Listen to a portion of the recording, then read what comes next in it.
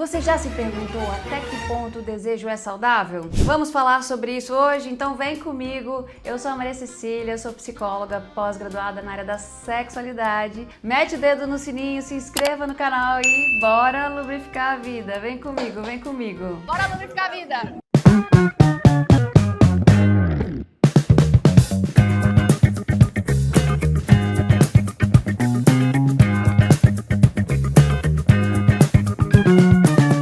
Gente, desejo é uma das maiores queixas que eu recebo na clínica. A falta de desejo, tá?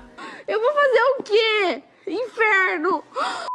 Principalmente as mulheres. As mulheres se queixam muito do que a gente chama de desejo hipoativo, falta de desejo. Isso se deve ao como as mulheres foram condicionadas ao longo do tempo, sem educação sexual, sem erotização, sem se conhecer. Então é lógico que o desejo vai mudar ali durante o relacionamento, deixar de ser espontâneo e se tornar um desejo responsivo. Eu já falei em vários vídeos aqui sobre isso, sobre a resposta sexual humana e como lidar com isso. O que é mulher?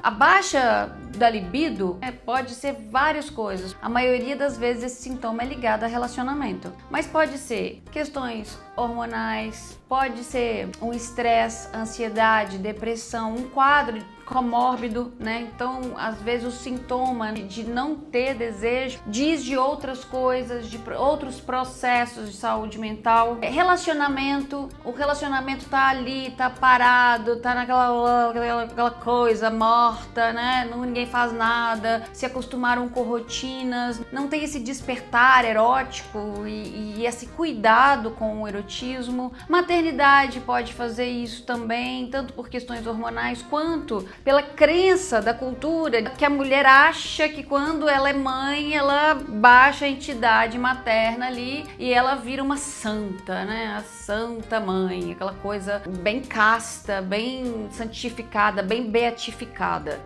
Meu Deus. E muitas vezes o problema é que a mulher não se conhece e não sabe lidar com isso. Os homens têm, né, uma incidência muito menor de falta de desejo. E agora eu quero também comentar um outro quadro que é o desejo excessivo. Quando o desejo ele é excessivo, a gente tem um quadro de compulsão sexual. No DSM, nós não temos classificação de hipersexualidade como um transtorno. Compulsão sexual é um sintoma. Então, o que acontece? Como é que a gente classifica esse desejo excessivo? Quando ele traz prejuízo significativo para a pessoa, quando ele é compulsivo, quando a pessoa começa a apresentar em consequência disso vários comportamentos aversivos, assim como a falta de socialização, tá?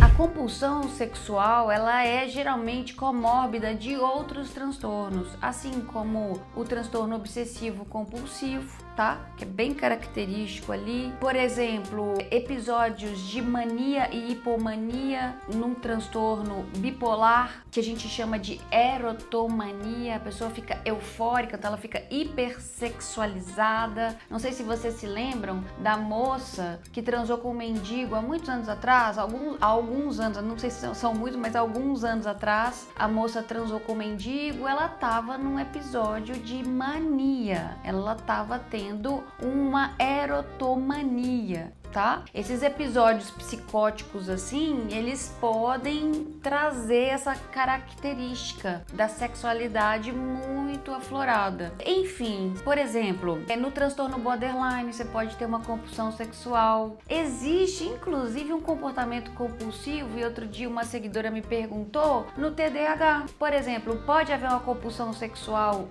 Quem é TDAH? Pode. Por quê? Porque a recompensa do sexo, o TDAH é uma pessoa que tem menos dopamina. Então, quando ele faz episódio de hiperfoco, o que acontece? Pode acontecer uma compulsão sexual, certo? Passada.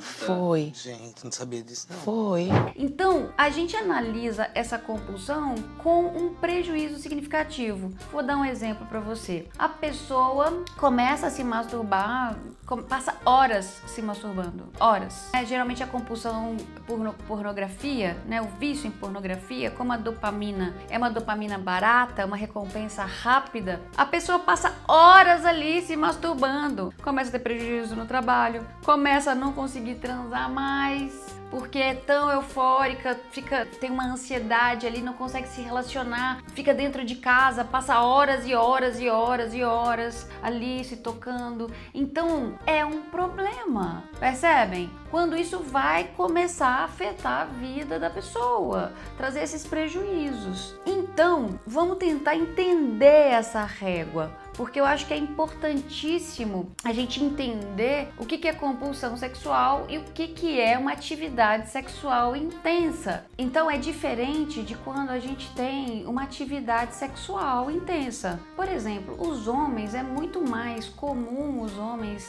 estarem mais erotizados, transarem mais, quererem mais sexo. Isso acontece em relacionamentos a longo prazo, por exemplo, que o homem, geralmente é o homem que quer transar mais que a mulher. Existe uma resposta sexual humana do homem que é diferente, mas existe uma cultura também que incentiva mais a atividade sexual masculina. Então, se a gente pega desde criança, a mulher tem que sentar com a perninha fechada, né? Não pode ter comportamentos com o corpo que demonstre ali uma certa sensualidade, precisa ser, hoje em dia, muito mais, isso está voltando, a recatada do lar para ser desejada, tem que ser uma mulher nos padrões. Então tudo isso atrapalha a sexualidade feminina. Não é à toa que a prevalência do desejo, da compulsão sexual é maior em homens do que em mulheres. E o desejo hipoativo, ou seja, a falta de desejo, é muito mais frequente nas mulheres do que nos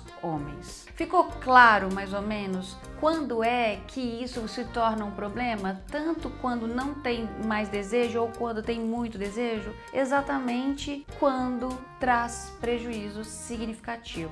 Toda psicopatologia trabalha nessa lógica. O que traz prejuízo, o que é uma condição, o que é uma compulsão. Então, a gente precisa entender em psicoterapia como é que aquela pessoa lida, quais são os desconfortos e o que está causando nessa pessoa. Porque um desejo hipoativo, uma falta de desejo na pessoa, se ela não tem foco nisso, se a vida profissional dela, ela não presta atenção na sexualidade dela, então a gente não mexe. A gente só mexe quando a pessoa percebe que ela não tá vivendo a sexualidade dela de uma forma plena, que ela não tá cuidando dessa esfera. Mas veja bem, gente, a gente vive sem sexo? A gente vive sem sexo, tá? E infelizmente, gostaria que a gente não vivesse, né? Por mais que ele seja importantíssimo, ele não é uma necessidade básica. Muitas pessoas vão viver sem sexo. Óbvio, o sexo com qualidade vai te trazer uma melhor qualidade de vida também. Vai te trazer mais equilíbrio emocional, pode liberar hormônios positivos. Então, o que nós temos aqui? Uma reguinha e entender que o ideal é o equilíbrio disso. Nem tanto ao céu, nem tanto à terra, né?